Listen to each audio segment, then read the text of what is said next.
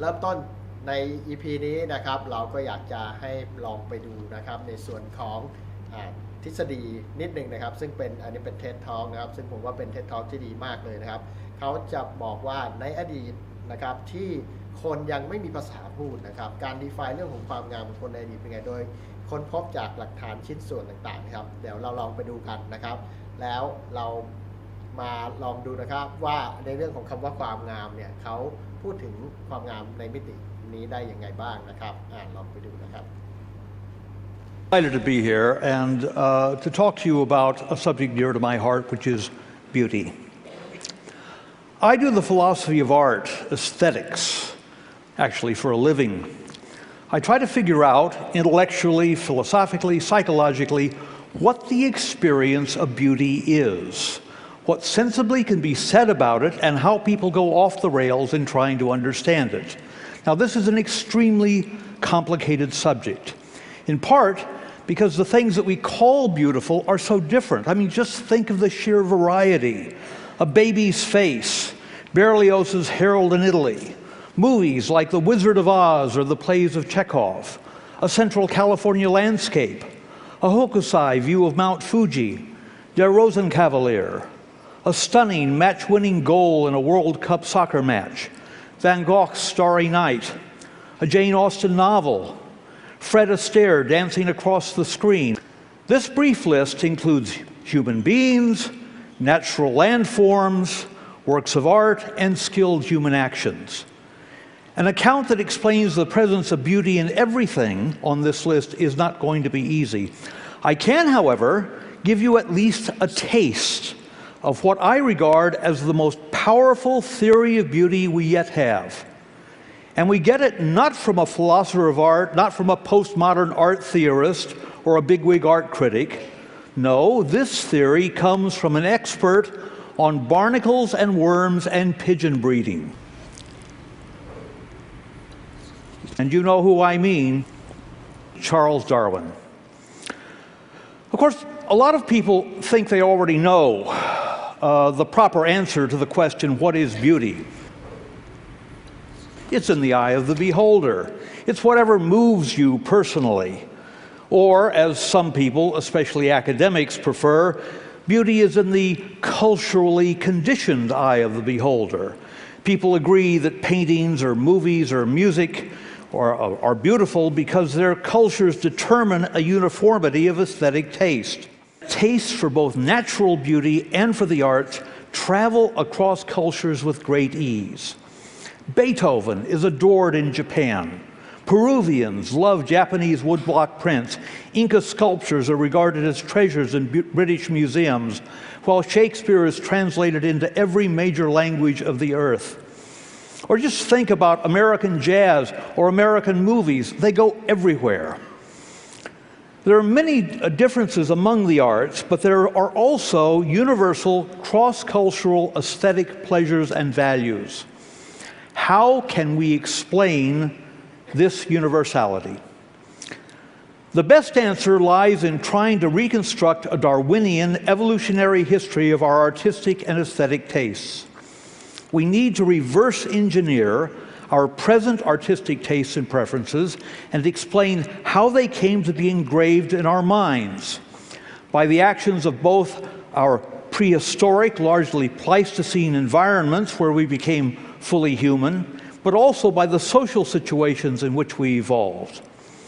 This reverse engineering can also enlist help from the human record preserved in prehistory. I mean fossils, cave paintings, and so forth. And it should take into account what we know of the aesthetic interests of isolated hunter-gatherer bands that survived into the 19th and the 20th centuries. Now, I personally have no doubt whatsoever that the experience of beauty, with its emotional intensity and pleasure, belongs to our evolved human psychology. The experience of beauty is one component in a whole series of Darwinian adaptations. Beauty is an adaptive effect which we extend and intensify in the creation and enjoyment of works of art and entertainment. As many of you will know, evolution operates by two main primary mechanisms. The first of these is natural selection, that's random mutation and selective retention. Along with our basic anatomy and physiology, the evolution of the pancreas or the eye or the fingernails, natural selection also explains many basic revulsions, such as the horrid smell of rotting meat, or fears, such as the fear of snakes or standing close to the edge of a cliff. Natural selection also explains pleasures, sexual pleasure, our liking for sweet, fat, and proteins, which in turn explains a lot of popular foods, from ripe fruits through chocolate malts and barbecued ribs. The other great principle of evolution is sexual selection, and it operates very differently.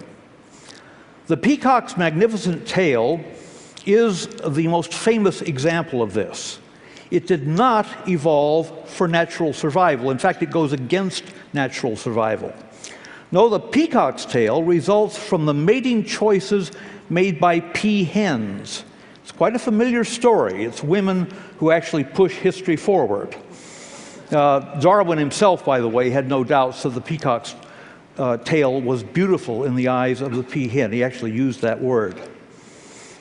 Now, keeping these ideas firmly in mind, we can say that the experience of beauty is one of the ways that evolution has of arousing and sustaining interest or fascination, even obsession, in order to encourage us toward making the most adaptive decisions for survival and reproduction. Beauty is nature's way of acting at a distance, so to speak. I mean, you can't expect to eat an adaptively beneficial landscape, and would hardly do to eat your baby or your lover. So evolution's trick is to make them beautiful, to have them exert a kind of magnetism, to give you the pleasure of simply looking at them. Consider briefly an important source of aesthetic pleasure, the magnetic pull of beautiful landscapes. People in very different cultures all over the world tend to like a particular kind of landscape. A landscape that just happens to be similar to the Pleistocene savannas where we evolved. This landscape shows up today on calendars, on postcards, in the design of golf courses and public parks, and in gold-framed pictures that hang in living rooms from New York to New Zealand. It's a kind of Hudson River School landscape featuring open spaces of low grasses interspersed with copses of trees. The trees, by the way, are often preferred if they fork near the ground. That is to say, if they're trees you could scramble up if you were in a tight fix. The landscape shows the presence of water directly in view, or evidence of water in a bluish distance, indications of animal or bird life, as well as diverse greenery, and finally, get this, a path or a road, perhaps a riverbank or a shoreline, that extends into the distance, almost inviting you to follow it. This landscape type is regarded as beautiful even by people in countries that don't have it. The ideal savanna landscape is one of the clearest examples where human beings everywhere find beauty in similar visual experience. But, someone might argue, that's natural beauty. How about artistic beauty? Isn't that exhaustively cultural? No, I don't think it is. And once again, I'd like to look back to prehistory to say something about it. It is widely assumed that the earliest human artworks are the stupendously skillful cave paintings that we all know from Lascaux and Chauvet. Chauvet caves are about 32,000 years old, along with a few small realistic sculptures of women and animals from the same period. But artistic and decorative skills are actually much older than that. Beautiful shell necklaces that look like something you'd see at an arts and crafts fair, as well as ochre body paint, have been found from around 100,000 years ago. But the most intriguing prehistoric artifacts are older even than this. I have in mind the so-called Acheulean hand axes. The oldest stone tools are choppers from the Olduvai Gorge in East Africa. They go back about 2.5 million years. These crude tools were around for thousands of centuries until around 1.4 million years ago, when Homo erectus started shaping single thin stone blades, sometimes rounded ovals, but often in what to our eyes, an arresting symmetrical pointed leaf or teardrop form.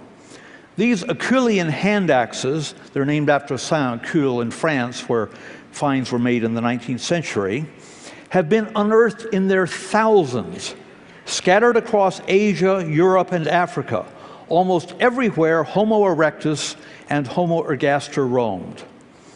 Now, the sheer numbers of these hand axes shows that they can't have been made for butchering animals. And the plot really thickens when you realize that, unlike other Pleistocene tools, the hand axes often exhibit no evidence of wear on their delicate blade edges. And some, in any event, are too big to use for butchery.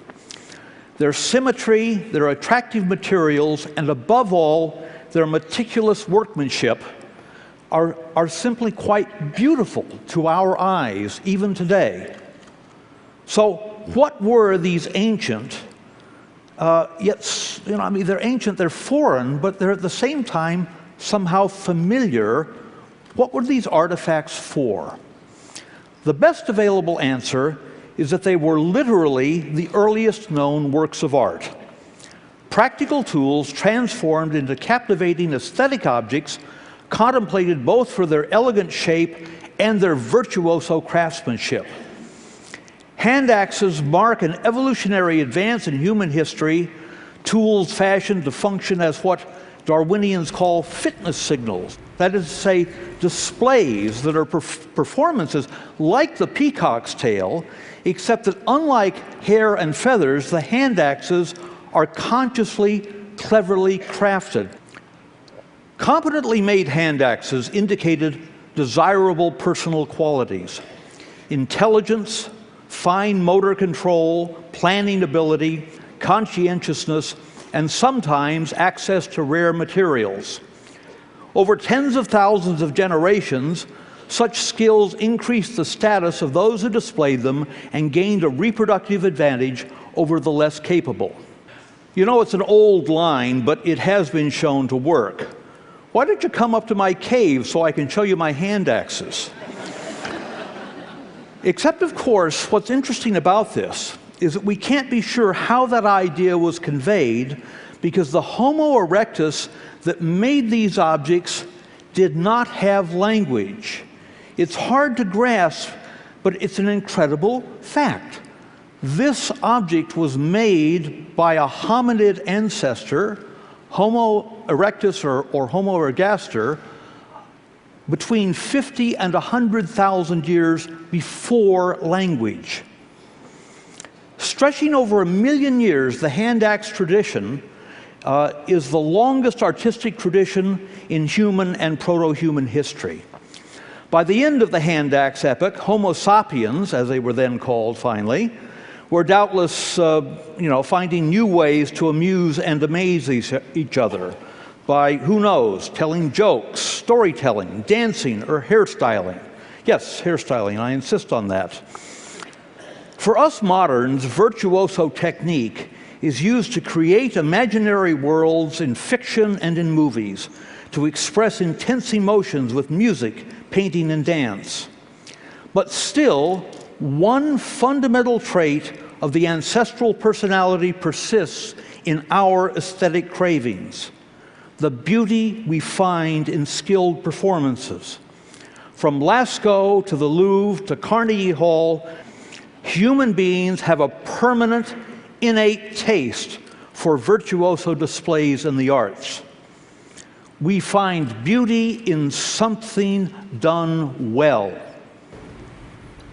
So the next time you pass by a jewelry shop window displaying a beautifully cut teardrop-shaped stone, don't be so sure it's just your culture telling you that that sparkling jewel is beautiful. Your distant ancestors loved that shape and found beauty in the skill needed to make it, even before they could put their love into words. Is beauty in the eye of the beholder? No, it's deep in our minds. It's a gift handed down from the intelligent skills and rich emotional lives of our most ancient ancestors. Our powerful reaction to images, to the expression of emotion in art, to the beauty of music, to the night sky, will be with us and our descendants for as long as the human race exists. Thank you.